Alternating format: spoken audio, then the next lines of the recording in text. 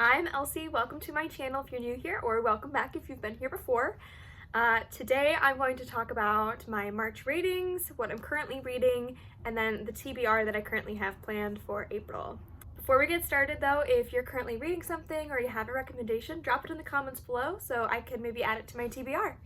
I will be the first to admit March was kind of a rough reading month. I only read 3 books and like only 1,000 or so pages. I've got the graphics up somewhere right now. I started the month out by reading ACOTAR and Now Back to You by B.K. Borison. And it was kind of slow starts for both of those. Kind of in the middle of the month, that's when I read And Every Morning the Way Home Gets Longer and Longer by Frederick Backman, which that one was excellent. That was easily 5 out of 5 stars. It's about an older gentleman who has dementia, and it kind of takes place from where he's at in his mind and kind of how he's experiencing the world with this illness. Devastating read. I had to put it down every other page because I was sobbing. I read it at work, which I shouldn't have done. But that one was so good. I highly recommend it. It's only 76 pages, so it's a really short, powerful read. But obviously, keep in mind the trigger warnings of memory loss and grief and that sort of thing. So if you're sensitive to that kind of material, maybe don't read it, but it really is just beautiful the way it's written and then translated. I can't remember off the top of my head what the original language is, but it's beautiful.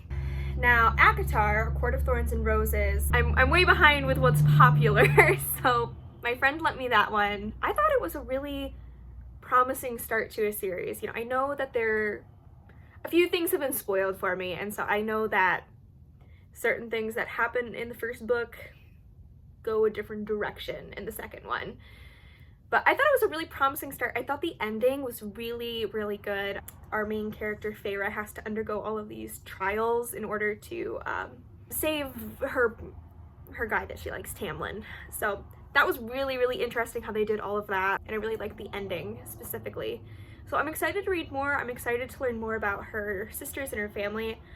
I thought Nesta was a really compelling character, so I'm intrigued if they're going to explore more of the depth around her character.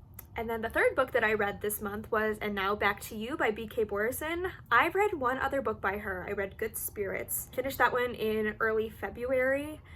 But this one was so good. I gave Good Spirits 3 stars. This one I gave 4. I will confess, I have not read the first book in this series, First Time Caller.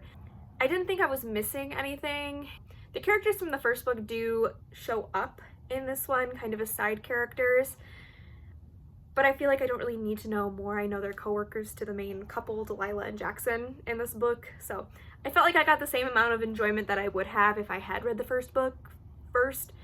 I might go back and read it, but And Now Back to You is just so good. I loved the dynamic between Delilah and Jackson. It's a workplace rivals, kind of opposites attract, rivals to lovers type of book. The setting was phenomenal.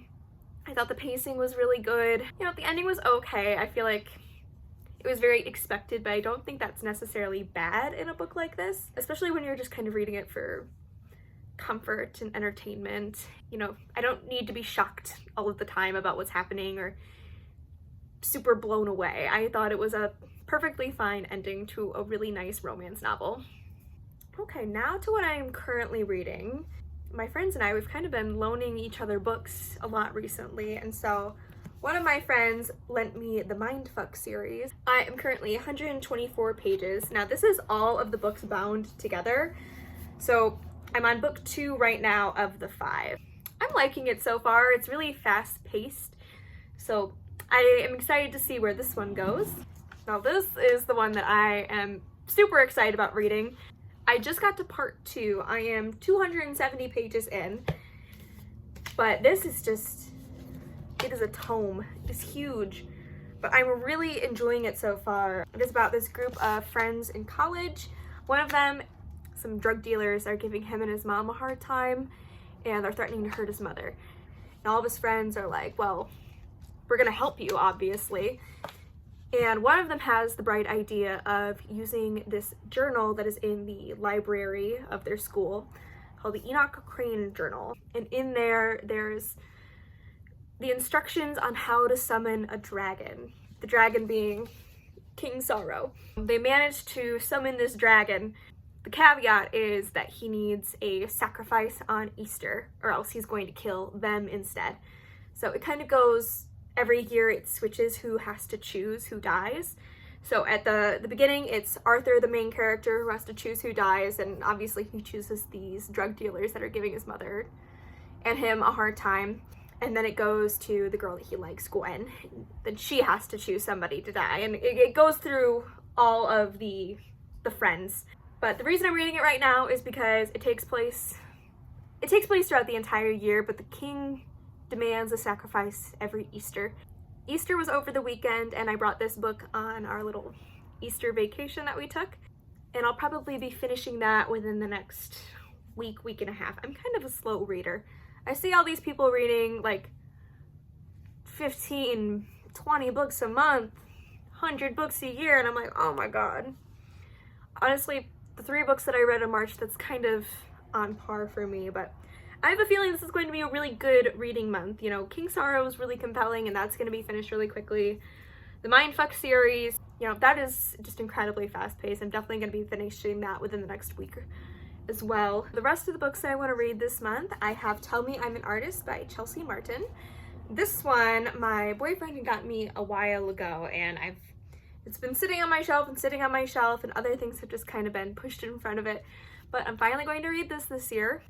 This is about a girl who enrolls in an art school in San Francisco, and she has an assignment where she has to create a self-portrait.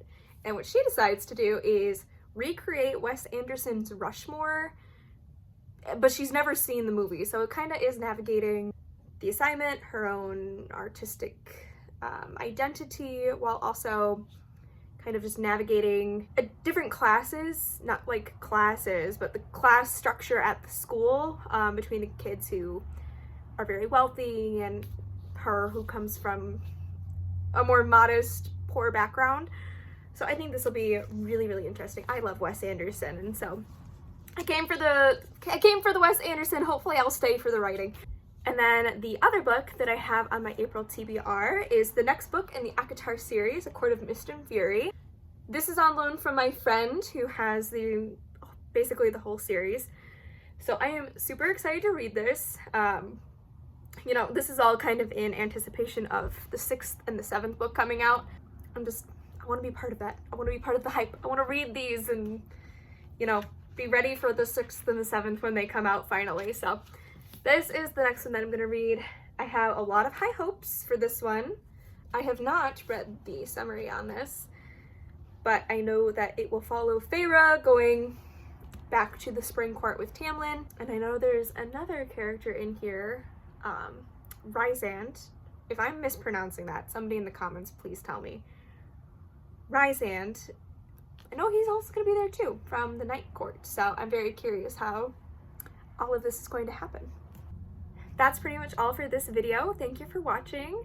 I'm hoping to have a more consistent posting schedule here soon now that the holidays have slowed down and I have a little bit more time to read, sit down, record, edit, all that sort of stuff. If you made it this far in the video, leave a worm emoji down below so I know you're a real one. But thank you for watching. See you next time.